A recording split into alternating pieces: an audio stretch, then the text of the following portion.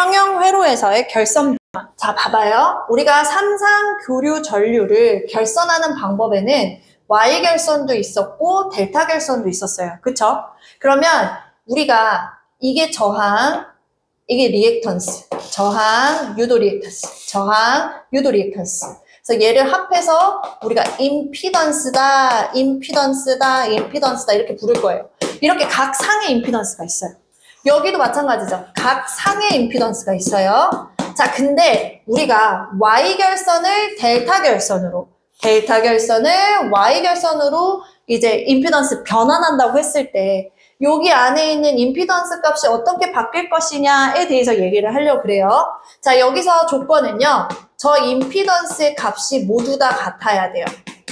이렇게 같았을 때, 자, 봐봐요. 얘는 이렇게 우리가 생김새로 조금 볼게요. 얘는 완전 뼈밖에 없죠. 홀쭉하죠. 근데 얘는 어때요? 여기 안에 공간 되게 많죠. 뚱뚱하다 표현을 해볼게요. 그러면 홀쭉이가 뚱뚱이로 가야 돼. 환산돼야 돼. 그러면은 3배 더 먹으면 돼요. 곱하기 3. 반대로 이 뚱뚱이에서 홀쭉이로 변환해야 돼. 그러면 반대, 나누기 3 해줄 거거든요. 자, 이게 무슨 의미인지 볼게요. 자, Y 결선으로 돼 있고요. 각 그 상의 임피던스 값이 5ohm이래요. 셋 다 똑같은 거죠. 그러면 이렇게 Y 결선으로 된 걸 델타 결선으로 등가 변환을 시키겠대. 그러면 델타 결선으로 바꿨을 때 각 상의 임피던스는 얼마로 환산시키면 돼요? 홀쭉일 때 5ohm이었으니까 뚱뚱일 때는 몇 ohm이랑 같은 거예요? 15ohm이랑 같은 거예요. 이 얘기예요, 이 얘기. 이렇게. 그래서 임피던스도 Y 결선에서 델타 결선으로 넘어갈 때는 곱하기 3을 해주면 되고 반대야. 델타 결선일 때 한 상의 임피던스 값이 몇 ohm이어야 돼? 30ohm이라고 해볼까요? 30ohm이었대요. 각 상의 임피던스 값이 30ohm으로 다 같았어.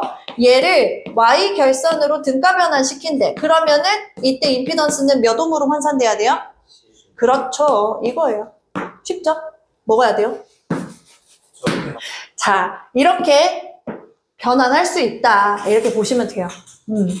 그래서 지금 이 식을 보면 Y 결선은 델타 결선의 3분의 1이고 델타 결선은 Y 결선의 3배다 이 얘기예요. 그래서 그렇게 우리가 계산하면 된다. 자, 하나 더요. 이번에는 삼상 교류를 측정하고 싶어요. 그러면 각 상에다가 전력계 두고 측정하면 돼요. 근데 그게 아니라 나는 전력계 2개로 삼상 교류를 측정하고 싶어 이런단 말이에요. 그래서 얘가 전력계야. 여기를 A상, B상, C상이라고 했을 때 A상과 B상의 선 하나를 이렇게 딱 연결시켜. 가지고 여기다가 전력계를 물려요.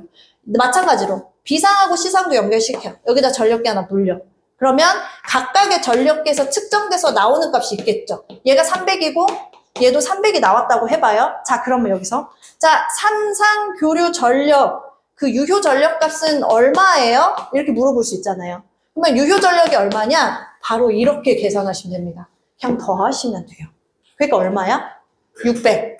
이거요. 기능사에선 이것만 줘. 이거 다 버리셔도 돼요. 안 봐도 돼요. 우리는 전력계 2개로 삼상 교류 전력을 측정할 때는 각각의 측정값만 더하면 삼상 유효 전력 값으로 계산이 되는구나. 이렇게만 보고 넘어가시면 돼요. 자, 133번만 저랑 빨리 푸실게요. 되게 쉬워요. 근데 이게 기출에 나왔어서 이거 보는 거고요. A, B, C 상의 저항이 각각 15ohm이야. 다 똑같죠? 얘가 무슨 결선이었어요? 홀쭉이 결선이야. 맞아요. 근데 이것과 등가인 뚱뚱이 결선 회로로 만들겠다 이거야. 그럴 때 각 상의 저항값은 얼마로 변환시키면 돼요? 홀쭉이에다가 3을 곱해야 뚱뚱이가 나온다 그랬잖아요. 그죠? 그러니까 얼마? 45. 이렇게 바로 계산하시면 되시겠어요. 자, 저랑 144번 문제만 보고 넘어갈게요. 이 전력계법, 전력계 2개로 삼상 전력을 측정했는데 그때 각각의 지시값이 450W, 450W 나왔대. 그럼 그때 부하 전력이 얼마니에요? 어떻게 한다고요? 각각을 다 더해준다고. 그러니까 몇 와트?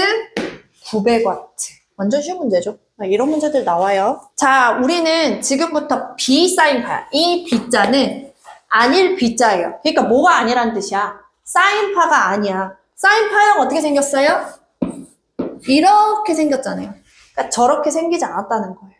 그래서 왜 저렇게 안 생기는지를 보려고 해요. 자, 지금 봤더니 입력 측, 넣어준 쪽이에요. 넣어준 쪽에서 사인파 교류를 가하더라도 어떤 자기 포화와 같은 혹은 히스테리시스 손실 같은 이런 거에 의해서 출력 측에서 이제 저런 예쁜 파형이 아니고 찌그러진 파형이 발생을 해요. 이걸 우리는 비사인파라고 하거든요. 그러면 1번 별표입니다. 도대체 사인파가 아니라고 하는데 이 비사인파 교류는 누구로 구성되어 있습니까? 가 문제로 나와요. 누구? 직류분. 우리 직류분 파형 어떻게 생겼어요? 이렇게 일직선이에요. 그죠? 기본파. 기본파가 바로 우리가 알고 있는 그 예쁜 사인파예요. 자, 이제 고조파라는 거는요. 이게 주파수에 따라서 파형이 이제 높이가 달라져요. 그래서 2고조파냐, 3고조파냐, 4고조파냐 이 파형이 이렇게 들쑥날쑥 하는 거예요. 이렇게.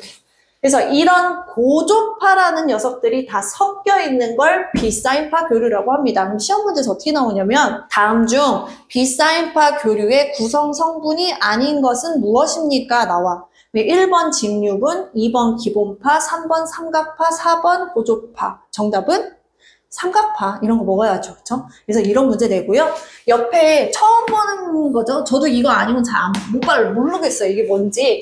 근데 이렇게 직류분, 기본파, 고조파를 가지고 있는 사인파 교류의 구성을 수학적으로 이제 정리한 게 이제 풀이의 급수로 우리가 표현할 수 있다 이렇게 표현을 하는데 아주 가끔씩 비사인파 교류를 표현하는 방법이 뭐냐 해서 이렇게 물어볼 수 있어요. 그래서 아, 그렇게 하는구나, 풀이의 급수로 한다는 거구나 이렇게 보시면 돼요. 그러면 우리가 비사인파 교류가 어떻게 생겼냐 지금 여기 순식값으로 나왔어요. 그죠? 전압의 시간에 대한 값. 시간에 따라 변하는 값이죠? 자, 이게 직류분이에요. 그죠? 왜냐면 지금 주파수가 없어. 얘는 그냥 일직선. 한 값이야. 그리고 여기 보니까 얘가 기본파예요. 우리 순식값의 구성성분 알죠? 이게 무슨 값? 최대값. 이게 무슨 값? 각 주파수. 이렇게 가는 거죠? 자, 이제 여기 봐봐요. 자, 이거 각 주파수의 몇 배예요? 2배. 얘가 2고조파예요. 주파수의 2배가 되죠. 자, 얘는 몇 고조파예요, 그러면? 3고조파, N고조파, 이렇게 가는 거예요. 그래서 이렇게 주파수에 따라서 이렇게 가더라. 그래서 이렇게 생겨 먹었다. 비사인파는 보시면 되고, 그러면 이런 문제도 나올 수 있어요. 우리 시료값이 뭐였어요? 시료값은 실제 부하에 유효하게 작용하는 값이었어. 자, 우리 복습 한번 해볼까요? 만약에 여기에 10 루트 2에 사인 오메가 t라는 전압의 순식값이 이렇게 적혀져 있어요. 자, 그럼 여기서 시료값은 몇 볼트예요? 그렇죠. 최대값에서 루트 2를 나눠준 게 시료값이잖아. 그쵸? 그러면 각각의 시료값들이 있을 거라고. 그렇잖아요. 다 순식값으로 이루어져 있잖아요. 각각의 시료값이 있을 거야. 그럼 얘네들을 싹 다 합쳤을 때 시료값은 우리가 어떻게 계산하느냐? 자, 봐요. 이렇게 갑니다. 각 성분의 시료값이에요. 그러면 직류분은 지가 그냥 그대로 다 시료값이거든요. 각 성분의 시료값의 제곱의 합이에요. 자, 여기서는 누가 돼요? 시료값? V1이죠. 여기서는 뭐가 돼요? V2죠. 루트 2를 나누면 되니까 이렇게요. VN의 제곱까지. 각 성분의 시료값의 제곱의 합에 대한 한 번 더 제곱근이에요. 이렇게 구해요. 그럼 우리 한번 풀어볼게요. 예를 들면은 10에 플러스 10 루트 2에 사인 오메가 t 플러스 5 루트 2에 사인 3 오메가 t라는 전압의 순식값이 이렇게 있었어요. 그러면 이 비사인파 교류값의 시료값은 어떻게 계산하면 될까요? 같이 해봐요. 시료값은. 여기 시료값 누구예요? 지가 시료값이죠. 직류분이니까. 시료값의 제곱에 자, 이 기본파죠? 기본파의 시료값 얼마 보여요? 여기에 시료값 얼마? 10. 최대값에서 가야 되잖아. 사인파 앞에 최대값이잖아요. 최대값의 루트 2분의 1이 시료값이라고 했죠. 10의 제곱 플러스 자, 3고조파의 시료값 얼마예요? 5죠? 5의 제곱에 한 번 더 제곱근 하면 된다라는 게 이게 B사인파의 실효값을 계산하는 문제고 나옵니다. B사인파 실효값 계산하는 문제 하실 수 있어야 돼요. 자, 세 번째 B사인파의 외형률이에요. 외형이라는 건 형태가 왜곡되는 거야. 다시 말해서 찌그러지는 걸 외형이라고 하고 여기 율은 뭐겠어요? 비율. 그러면 얘는 뭐냐면요. 안 찌그러지네. 걔가 기준이야. 걔가 누구예요?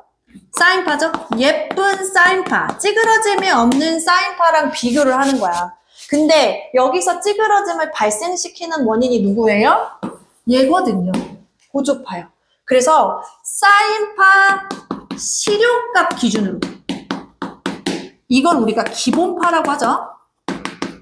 얼만큼의 고조파가 끼어 있느냐 이 비율을 본 게 바로 외형률이에요. 왜? 얘 때문에 외형이 생기잖아. 안 찌그러진 것 중에서 얘가 몇만큼의 비율이, 그러니까 얼만큼이 있느냐에 따라서 이 외형률이 작아졌다 커졌다 할 거라고요. 얘가 작으면 외형률도 작고 얘가 크면 외형률도 크고 이렇게 가는 거죠.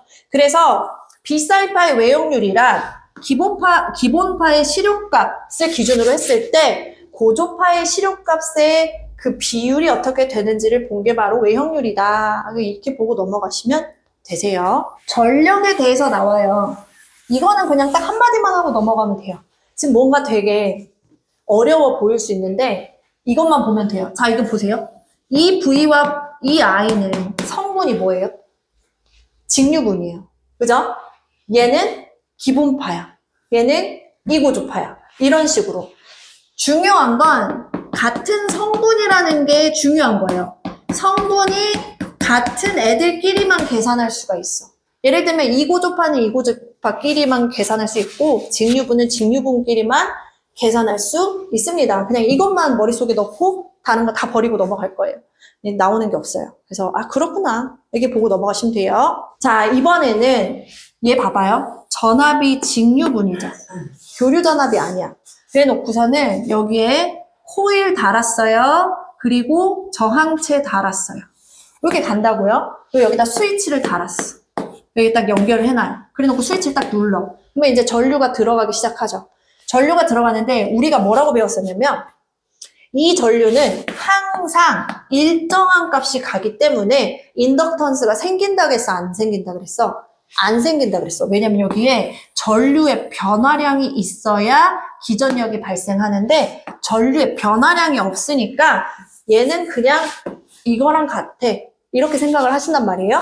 근데 실질적으로 해봤대요. 근데 봐봐요. 0에서 이만큼 올라갔잖아요. 그쵸? 이만큼의 변화량이 처음에 있죠. 그래서 보면은 지금 봐봐요. 원래대로 우리는 전류가 이런 전류가 흐를 것이다 라고 예상을 했는데 그게 아니잖아. 훅 올라가서 일정해지는 상태죠. 이 상태요. 요렇게 변화무쌍한 상태를 우리는 과도 상태라고 해요. 그러면 이 과도 상태가 얼만큼 지속이 되다가 정상 상태, 일정한 상태로 돌아가지 이거를 계산을 한다고. 그걸 우리는 시정수라고 해요. 그래서 시정수란 정상 상태의 일정 퍼센트지까지 도달할 때 걸리는 시간을 말하는데 이건 우리가 알 필요가 없어요. 그래서 우리는 어떻게 머릿속에 넣을 거냐면 시정수란 정상 상태에 도달할 때까지 걸리는 시간이야. 반대로 말하면 시정수란 과도 상태 지속 시간하고 똑같아요. 그쵸? 그러면 시정수가 크대.